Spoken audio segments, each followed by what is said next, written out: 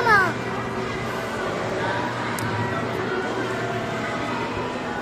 Diba? Naririnig niyo ba, guys? Milo din po, pero matigas po. Tara. Alam mo po, pag matigas, masarap po.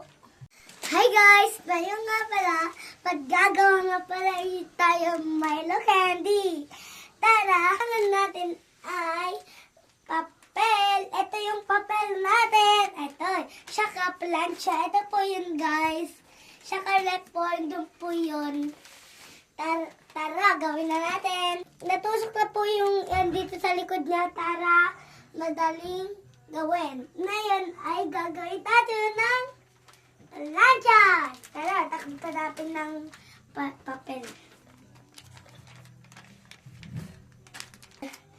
Ito na po yung Milo. Tara, palansyahin na natin. Palansyahin na po. Tara mamaya hindi pa ako ma-plus. Paso.